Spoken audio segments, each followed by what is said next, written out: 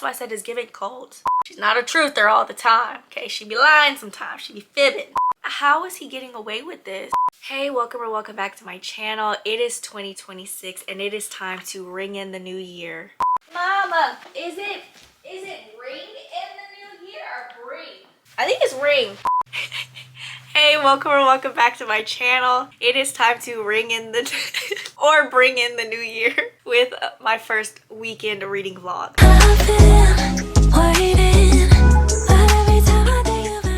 If you can't already tell, my voice is a little hoarse. Low-key, I love it. When I get sick, I rarely get a voice change, but we got it this time. But yesterday was the first, and I actually did already read my first book of the year. It's gonna be an author taste test. Technically, the book that I'm reading now is not my first of the year. My first of the year was a 3.5. This could possibly be a 5-star. I started The Scammer by Tiffany D. Jackson. I don't read with my sleeves on. I always take them off. I am 142 pages in. Yesterday, I stopped on chapter 8. So I read until like 102. Yes, 102 yesterday. The book's not that long. Let me put this back. This is one of my gifts. It says Noonie. And then I have this one, which is my actual first name. I had started a little bit of it in 2025. It wasn't enough for me to actually continue at the end of the year. I was like, let me just stop and I'll restart it this year, and I did, and I'm so happy I am because this book is insane. One thing that Tiffany D. Jackson is kind of known for is taking true crime cases and putting her own twist on things, because when I first heard about this book, I was like, wait a minute, this sounds so familiar, because there was a case here, I believe, of a dad or a stepdad that started staying with his daughter or stepdaughter's roommates in college, like in her college dorm, and was like tormenting them and everything. And that's kind of what this is. And I'm like, I wonder if I get to the end if she's gonna mention that case.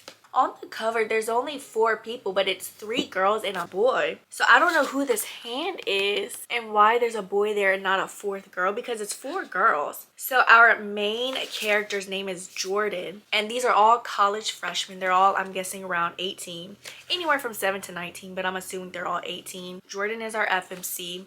There's Vanessa. We're gonna talk about Vanessa. There's Cami, and there's Lauren. There might be one other girl, but those are the only 4 that ever come to mind. So I think that's it. And then there are additional characters, a part of the friend group, but they don't live in their dorm. These are the 4 roommates. Vanessa has a brother named Devonte.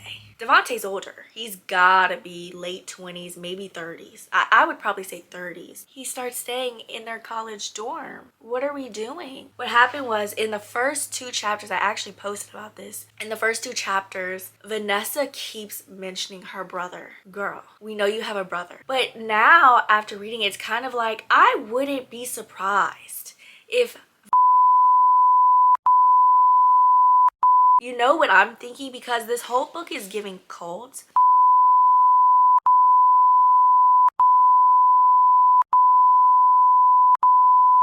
And so she was kind of putting it out there like, my brother this, my brother that. Because she ends up saying, hey, he just got out of prison. I haven't seen him in a while. Can he come over, you know, for a bit? He's there for 2 weeks. Next thing you know, she asks, can he stay longer? Huh? This man is insane, y'all. Not that he's old, but he's way older than them. And reading this, you know, it's like, when you really think about it, 18 and 19 and 17, that's still such an impressionable age range, right? When you're that age, you don't think you're that gullible. You think, oh, I'm grown. Your age still ends in a teen, okay? Y'all, even 20, 21.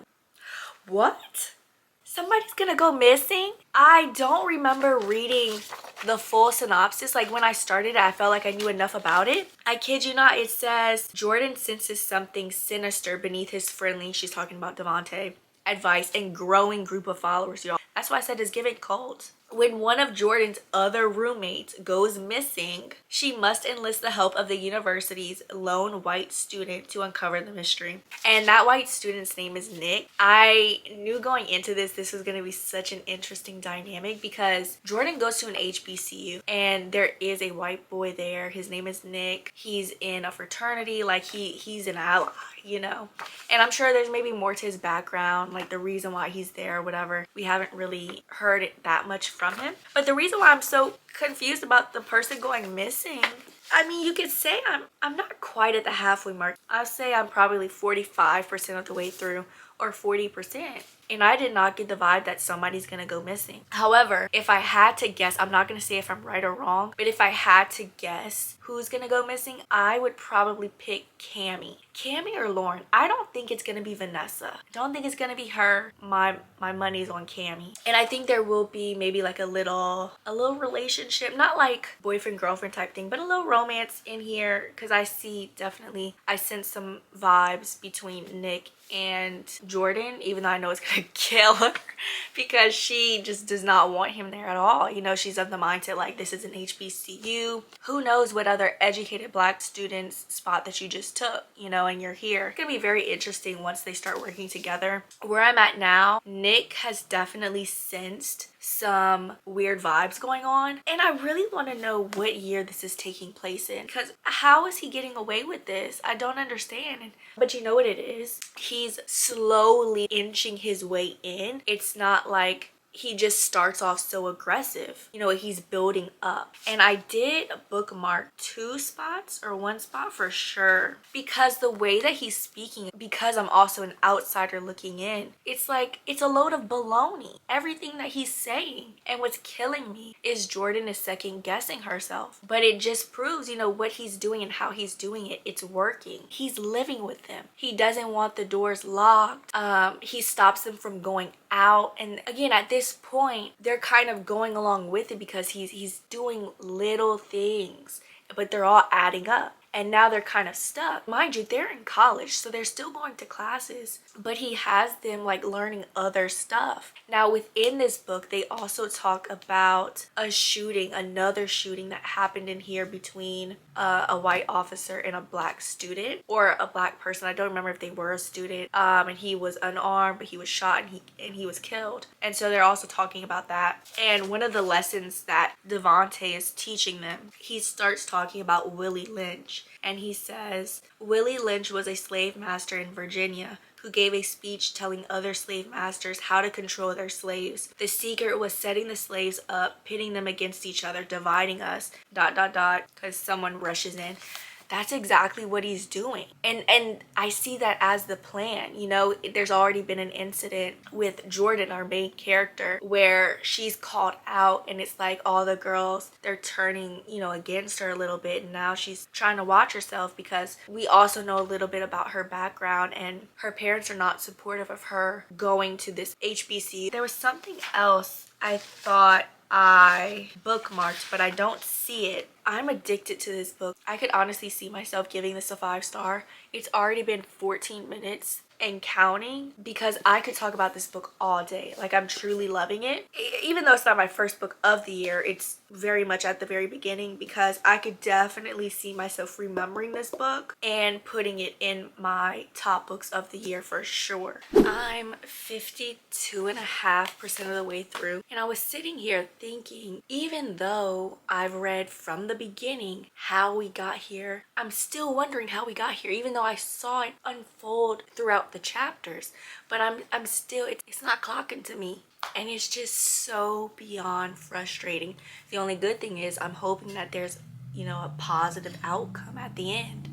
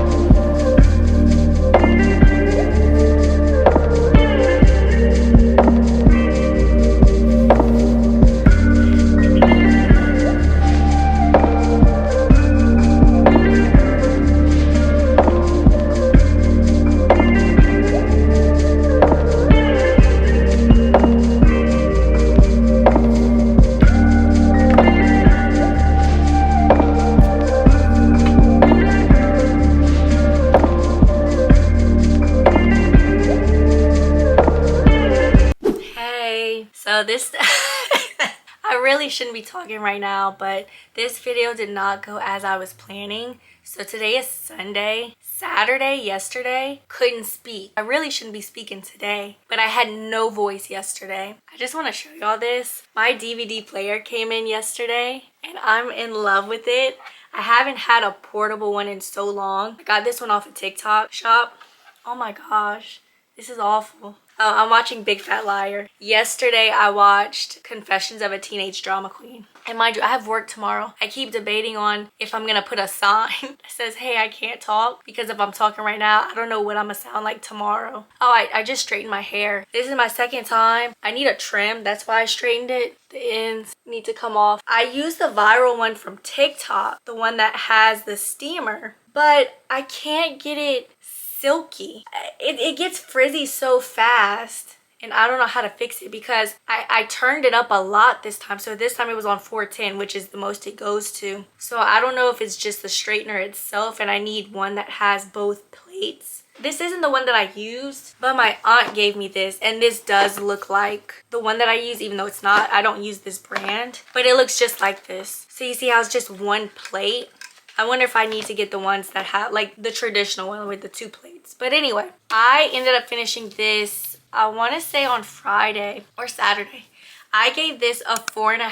I was debating on like a 4.75. Anywhere between a 4 and a 5 is okay with me. Just not really a 5. And I think this is where I just become very picky because I don't know how to feel about the ending. I haven't started editing the video yet, but I think I did talk about a theory that I had, and I'm gonna have to bleep it out because I was right. I think what I didn't like about the ending is it just makes you want to go back and reread it, and that's not necessarily a bad thing. It's more just annoying because, I don't know, we could have done something else with it. And it's really like that very, very ending where it's like, oh, we didn't really have to put that in there.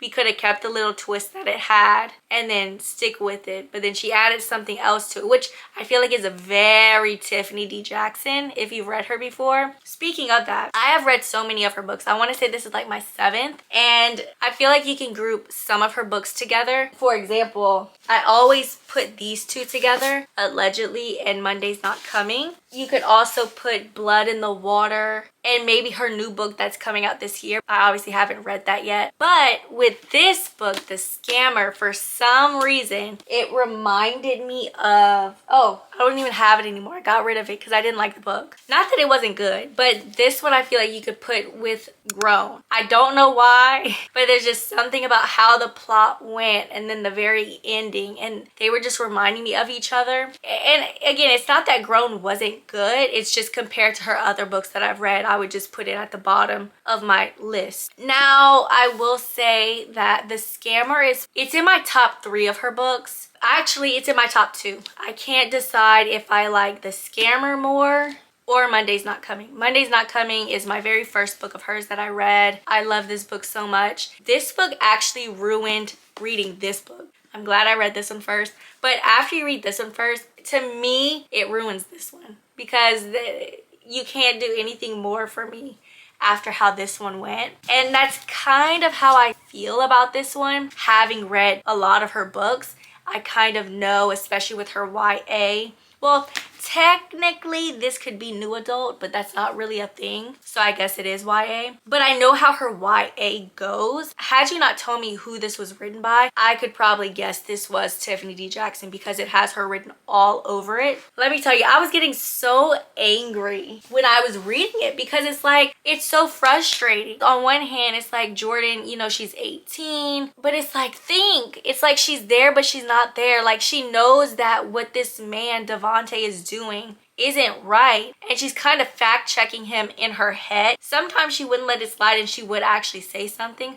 but a lot of times it was just her in her head like, I know that's not true. Like, no, it's like, if you know that, get out. But to me, again, it just proves like 18, like that is still a kid. I know when you're 18, it's like, oh, like I'm an adult, I'm moving out, da da da da da. And then you get a little older, right? Late 20s, 30s, 40s, it's like, girl, 18, might as well just be 12. Now that does not mean to go date a 12-year-old. No, you're still in different parts of your lives, but mentally you're not as grown as you think you are, basically. Let's just stop that conversation. But yeah, I mean, it was so frustrating to read, and I mean, just delusional. The delulu that was the delulu that was going on with Devontae and Vanessa and Lauren and Cammy, and it's like, I love the little bit of romance that we got. That's the other thing. That's another reason why I gave it a 4.5. It didn't, to me, at some point, we kind of stopped focusing on the Devontae situation, because she ends up getting out of the apartment and she starts rooming for some time with Nick. They do start spending more time together, and then we kind of focus on the romance a little bit. Now, I'm not saying like this was equal parts like romance and thriller or whatever. Not really. I was expecting her to spend more time in that situation, but it's like, what was I expecting? Was I expecting her to get in so deep that she can't take herself out? That's not really what happened. She was in just enough where she could see herself getting in a little deeper if she let herself, but also like, before I get myself in deeper, let me get out of this situation. Let me just figure out what to do. And you know what? Now that I think about the ending, that was a good ending. It was. It was brilliant. Genius, if you will. I didn't guess the whole thing, but I was definitely along those lines, and I wasn't surprised when I got there. She did mention at the end the case that I mentioned, the real life case. And I don't know exactly what happened with that case, so I really want to go back and read it. But to my knowledge, I don't think it happened exactly like this. I was just mentioning it because it just reminded me of the headline. Okay, so I gave this a 4.5. Then I read Speak yesterday on Saturday. So I must have finished this Friday. I started this Thursday and finished it Friday. Or I started this Friday and finished it early Saturday. But I read Speak. Now, Speak is like book number 6 or 7 in the New Haven series by J.L. Seekers. It's in the New Haven series, but it's also in this other like Fairview series, and it's book number 2. But books 1 and 2 of that duet fit within the New Haven series. And this one comes right after the one that I just read, Release Me. Now, this one I gave a 4-star. This is a Black post-divorce romance. Now, do not be like me and get it mixed up. A lot of times, if I'm reading a book within a series by an author, obviously who I've read before, I'm not reading a synopsis. I'm just going into it. And so when I was reading, you know, post-divorce romance, I thought it was gonna be her with the husband that she divorced, like her ex-husband, and they would just rekindle. I was so surprised when I started. I was like, I hope I'm not supposed to be rooting for Brian. Brian is her husband or ex-husband's name, because I'm not rooting for him. He's giving a-hole. And no, it's not that kind of post-divorce romance. It's post-divorce meaning she's gonna get with her divorce lawyer that helped her that helped her divorce Brian. So this is a romance between Xavier and, this isn't Nadia. Nadia was the other book. Grayson. Her name is Grayson. And I thought it was really good. I think that it's very hard to write novellas. At least the ones that I always end up speaking highly of, because you gotta have a good mix of plot and romance. Like, if you're gonna make it 100 pages, it needs to read like 100 pages. It can't be 100 pages and read like it should have been 250, or read like it was dang near 50 pages, you know? And I want to say this one is 150. The progression and how the story flowed was just done really well. Now I only have one more book to read for this series. I'm not positive if that's it. Like, does she have any more books? I don't know. To my knowledge, the next one that I have is the last one. I forgot what it's called. It's something with a dancer on the front, like a ballerina, ballet dancer or whatever.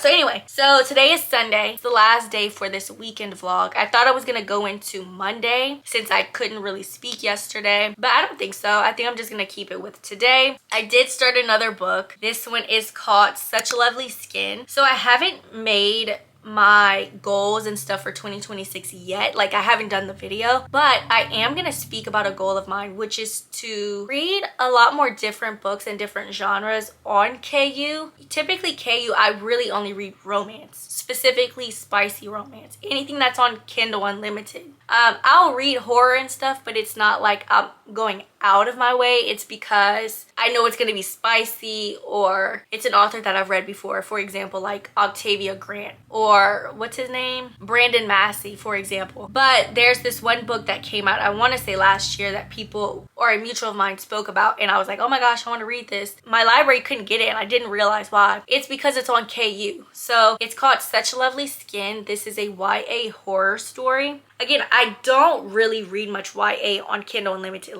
If I have, I probably read it one time. I don't know. But I love the cover. So this is about Viv. Now, Viv is 17. And at the beginning of the book, we learn that she's some kind of streamer, Twitch streamer. I still don't really know what that is. And she plays games. And at the beginning of the book, she had kind of stopped her daily living, like her daily activities, because her sister, who I want to say was like 3 years old, ends up passing, and she blames herself, and she keeps saying that she killed her. I have a feeling once we learn the whole story, once we hear the story of how her sister passed, I think her name is Riley, I don't think it's gonna be her fault. And maybe it is, but I don't think it will. I think she's just, you know, she's 17, she knows that she was responsible for her younger sister, and she ends up passing on her time. This is during summer, so summer is ending. She's like, okay, I think I'm gonna return to Twitch streaming. Now, one thing that she never told her parents was the truth behind the passing of Riley, but she ends up telling it in a game. This game that she ends up starting to play, it asks for a dark secret. Now, she ends up lying the first time, and the game is like, it needs to be darker, but you also need to be telling the truth. So in her, she's like, oh, like, how does it know I'm lying? But she kind of figures, oh, they might think everyone's gonna lie on the first try. The secret she ends up telling is whatever happened with her sister. Telling it on a game, not thinking anything of it. What she doesn't know is during that practice run, because that was a practice run before she actually played it for real and like streamed it, she was letting some kind of demonic mimic into her life. It looks like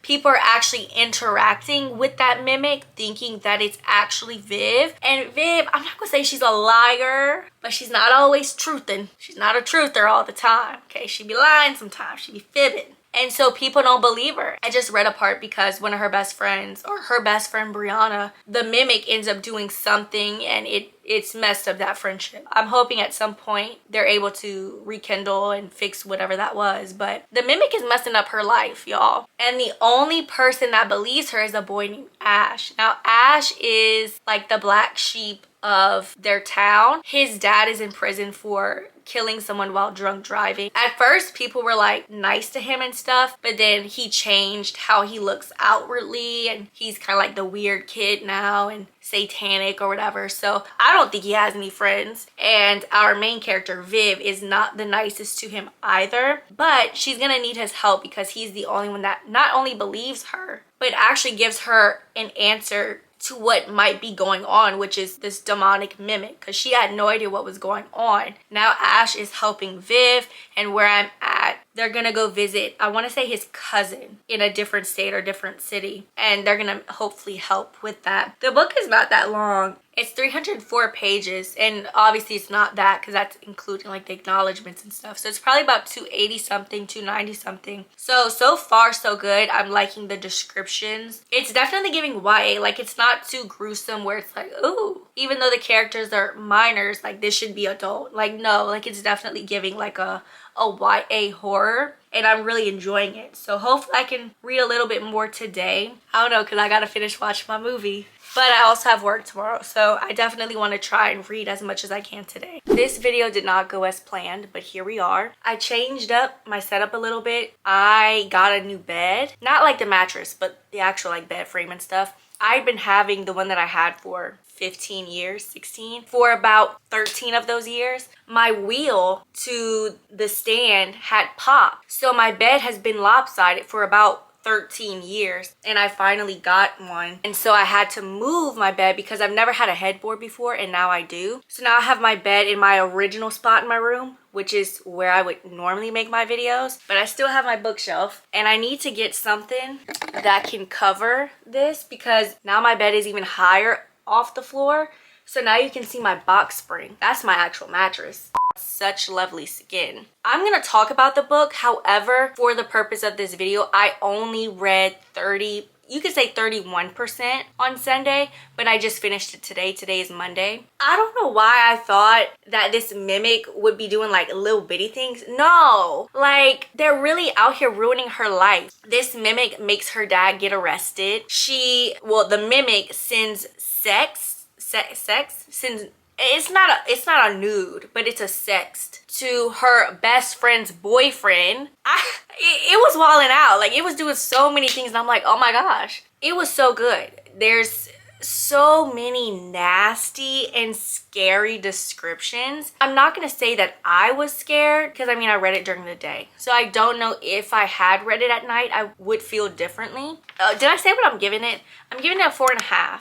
I could definitely see someone giving this a 5-star for sure. I'm just not gonna give it a 5-star. Now the only thing that kind of threw me, and I wrote it down, is that there's fake dating in here. It does come in handy, but whenever, I think it is Vivian, whenever Vivian says it, it caught me off guard because I'm like, why do you need to fake date? With Ash, obviously. Why are we talking about this? Did I miss something? And let me tell you, the ending, when you really find out what happened to her sister, my jaw dropped. I was like, oh my gosh, that is crazy. Which that also leads me to, I wrote it down, I don't know how believable the ending is. Now I'm not talking about like the very ending, the epilogue, all that. I'm talking about the conclusion to the conflict and how things kind of unravel. That I guess it is believable. That should have been what I was expecting because I mean nothing too horrible was gonna happen, but I don't know how I feel about that after finding out, you know, what we did. So I guess I am kind of taking off points because of that. I think this would make a great movie, I'll tell you that. I would love to see that.